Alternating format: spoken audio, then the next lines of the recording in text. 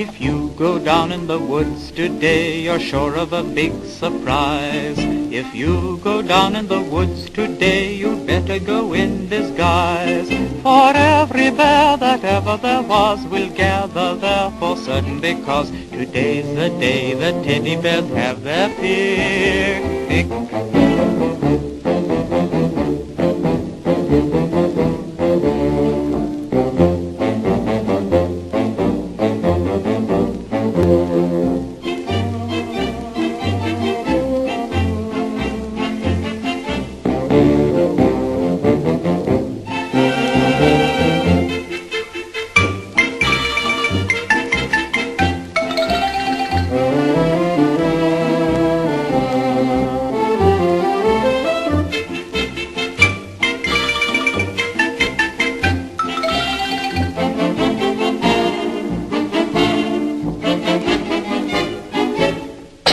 Every teddy bear who's been good is sure of a treat today. There's lots of marvelous things to eat and wonderful games to play.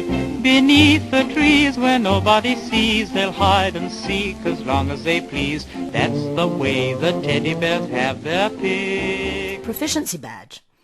3 little lads, oh so long ago, off up the hill did go. Cubs, about 9. 1 all correct, 2 caps askew, 1 à la tête. Their spirits were high, but their trousers short, but only one would do as he ought. Badges were wanted, several they'd got. Proficiency badge was the one they had not. They'd set up their tent, and then cook a meal. This was a task that they would tackle with zeal.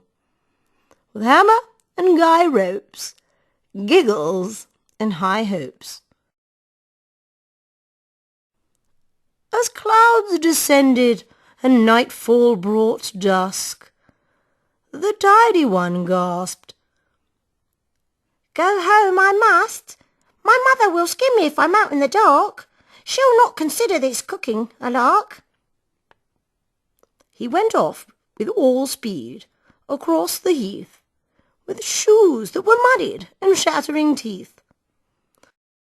The tent went up, straight, and they could not wait.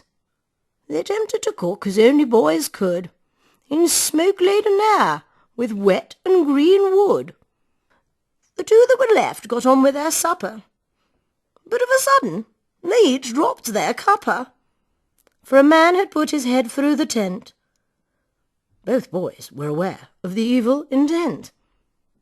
"Oh, boys, are you all alone?" he inquired. His appearance was such as could not be desired. He was old, he was thin, and he looked like a ghost.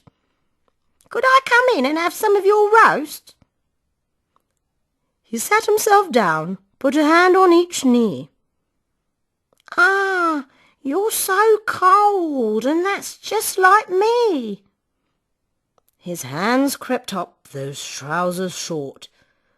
The boy shot up with fear and a snort. They each eyed each other and knew what to do. They did not know why.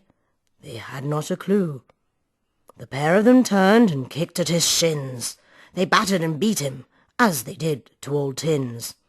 They punched his groin, then pulled his sparse hair. A fight lust griped them. They did not care. He folded up, went quiet and still. Then horror struck them. They had not meant to kill. The boys scarpered off and ran all the way to the trolley bus waiting the last of the day.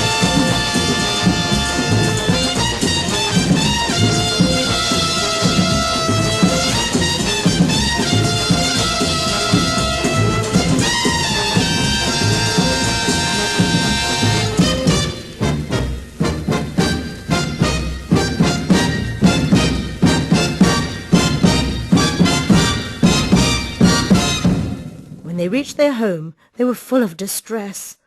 No mother was there, and their clothes were a mess. When the family came in, it was, "What's the to-do?" They knew a good drubbing was surely their due. They each brought newspapers day after day.